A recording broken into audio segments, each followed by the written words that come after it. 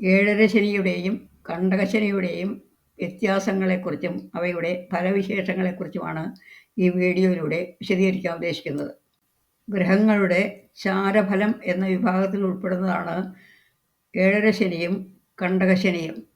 ചാരഫലം എന്നാൽ ഗ്രഹങ്ങൾ ഓരോ ഭാവങ്ങൾ തോറും സഞ്ചരിക്കുമ്പോഴുണ്ടാകുന്ന ഫലവിശേഷങ്ങൾ, ഫലത്തിൻ്റെ വ്യത്യാസങ്ങൾ എന്നർത്ഥം. ഗ്രഹങ്ങളുടെ ചാരഫലം നിർണ്ണയിക്കുന്നത് ലഗ്നം മുതലല്ല, ചന്ദ്രൻ നിൽക്കുന്ന രാശി മുതൽ ആണ് എന്നുള്ള വ്യത്യാസവും പ്രത്യേകം പരിഗണിക്കേണ്ടതുണ്ട്. ആദ്യം തന്നെ കണ്ടകശനി എന്നാൽ എന്ത് എന്ന് നോക്കാം. കണ്ടകം എന്ന വാക്കിൻ്റെ അർത്ഥം കേന്ദ്രഭാവങ്ങൾ എന്നാണ്. കേന്ദ്രഭാവങ്ങളുടെ മറ്റൊരു പേരാണ് കണ്ടകം എന്നുള്ളത്. ചന്ദ്രൻ നിൽക്കുന്ന രാശി മുതൽ ആ രാശി ഉൾപ്പെടെ 4, 7, 10 എന്നീ ഭാവങ്ങൾക്കാണ് കണ്ടകഭാവങ്ങൾ എന്ന് പറയുന്നത്, അഥവാ കേന്ദ്രഭാവങ്ങൾ എന്ന് പറയുന്നത്. ഈ ഭാവങ്ങളിലൂടെ ശനി സഞ്ചരിക്കുമ്പോഴുള്ള അനുഭവങ്ങൾക്കാണ് കണ്ടകശനിക്കാലം എന്ന് പറയുന്നത്. ഏഴര ശനി എന്നാൽ 7.5 വർഷം നീണ്ടു നിൽക്കുന്ന ശനിയുടെ സഞ്ചാരകാലം എന്നർത്ഥം.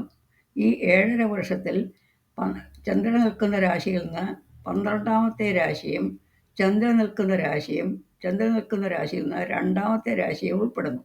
ഇങ്ങനെ 3 രാശികളിലായി 7.5 വർഷമാണ് ചന്ദ്രൻ സഞ്ചരിക്കുന്നത്. ഈ കാലത്തിനാണ് ഏഴര ശനിക്കാലം എന്ന് പറയുന്നത്. ഇവിടെ ജന്മരാശിയിൽ, അതായത് ചന്ദ്രൻ നിൽക്കുന്ന രാശിയിൽ ശനി സഞ്ചരിക്കുന്ന കാലം കണ്ടകശനി എന്ന വിഭാഗത്തിലും ഏഴര ശനി എന്ന വിഭാഗത്തിലും ഉൾപ്പെടുന്ന കാലമാണ്.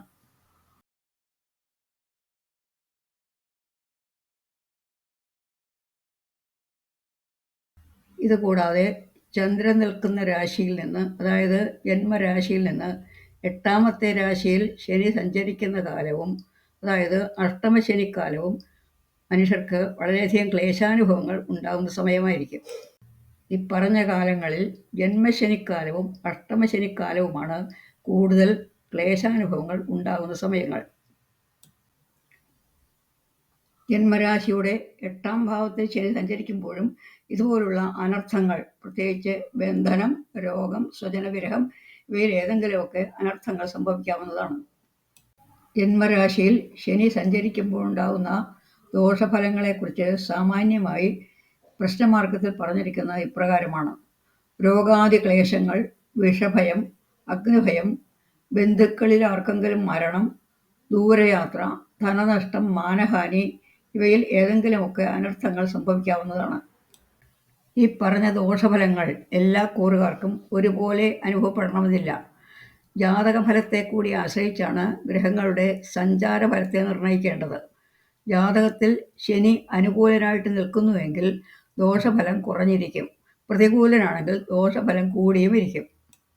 കൂടാതെ ഇക്കാലങ്ങളിൽ ജാതകവശാൽ ദശാഫലം നല്ലതാണെങ്കിൽ ഇവിടെയും ദോഷഫലം കുറഞ്ഞിരിക്കും, ദശാഫലം മോശമാണെങ്കിൽ ദോഷഫലം കൂടിയും ഇരിക്കും.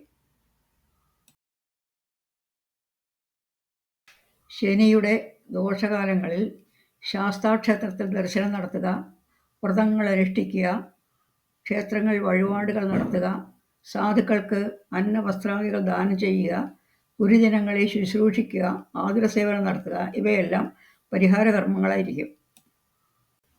ഇതുകൂടാതെ അശ്രദ്ധ കൊണ്ട് അനിഷ്ട സംഭവങ്ങൾ വരാതിരിക്കാൻ വേണ്ടി ചില കാര്യങ്ങളിൽ ശ്രദ്ധിക്കാൻ കൂടി ആചാര്യന്മാർ പറയുന്നുണ്ട്.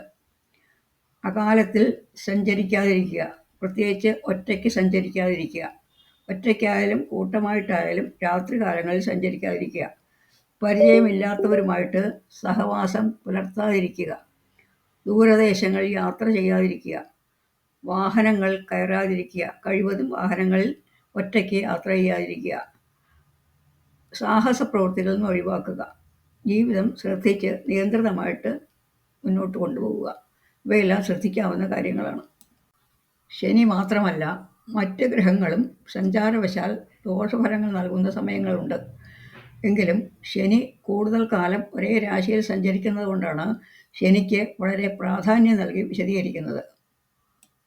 മാത്രമല്ല, ശനി രോഗം, മരണം, മരണഭയം, ദുഃഖം, ദാരിദ്ര്യം ഇവയുടെ കാരകത്വം കൂടിയുണ്ട്.